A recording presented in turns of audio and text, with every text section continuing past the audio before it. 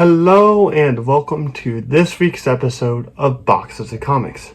This week, I am going to show off one graphic novel that I picked up a couple weeks ago, and I wanted to read completely through before I shared with you guys. But it is the original DC Comics run of the Suicide Squad. Now, this isn't your typical Suicide Squad. Let me explain. The background, the preface on the book, it says, when a large wave appears carrying an object capable of destroying anything in its path, the authorities try everything they can to stop it from making landfall. With all other options exhausted, the United States calls in a new team, Task Force X.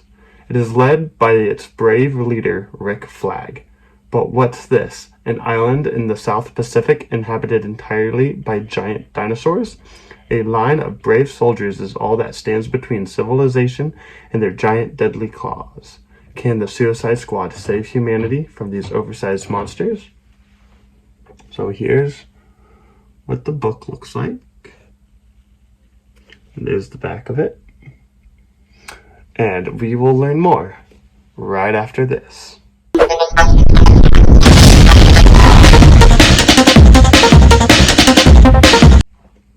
Alright, welcome back to Boxes of Comics. As spoken earlier, we are going over the original run of the Suicide Squad. Now you might be going, Chase, Mr. Boxes of Comics, what is the original Suicide Squad? Well, I'll tell you the issues that come in this volume 1 of the graphic novel. It says, this collection features the exciting origins of the original Suicide Squad.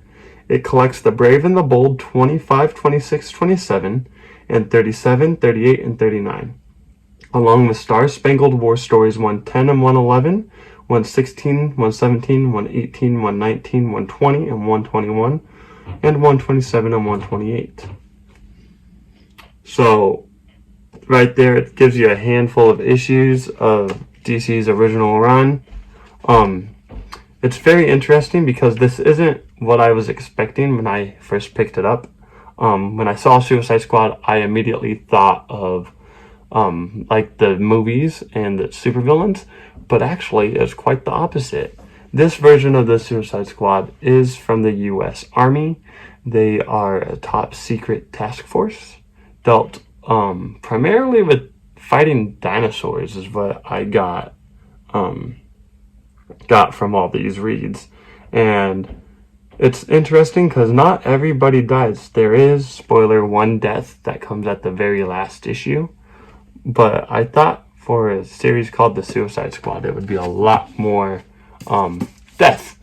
But it is what it is. Can't complain. It was a very fun, a very enjoyable read. Something that piqued my interest to do a little bit more research on. So for those of you that don't know, these comics originally came out, let me look, but I believe the 60s. 1959. Yep, it says 1959, 1960, 61, 62, 63, 64, 65, 66, 66, that's it. So 1959 to 1966, and it's a total of 1, 2, 3, 4, 5, 6, 7, 8, 9, 10, 11, 12, 13, 14, 15, 16, 17 comic books all put into one graphic novel. For those of you that want to know about more of the artist and who it was by, it was written by Robert K. Niger and Howard Liss, along with Ross Andrew, Gene Colan, and Joe Kubert as pencilers, Mike Esposito, Gene Colan, and Joe Kubert as inkers, with Michael Cho as the cover artist. But this original book, let's see. It says Suicide Squad, The Silver Age. And then it doesn't say when this book did come out, but it's really interesting. I'll show you the artwork. but each issue starts out with like the cover page of the main book, and then it goes through the stories. And so it starts out with just like an atomic bomb, but then they fight dinosaurs. One issue right here, you have the giant eye, which is really interesting. Let me see if I can find another one. There was one like Mystery Men, I think? Question mark? Or here's the Tank Eater. That one was super interesting to read. Let me see. Lots of dinosaurs though. Baby dinosaurs, big dinosaurs. And then there was one issue where it was like dinosaurs that talk.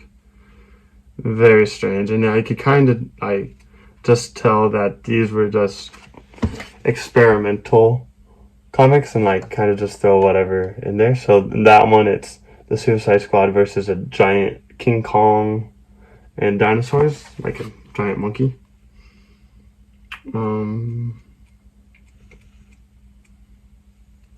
Let's see.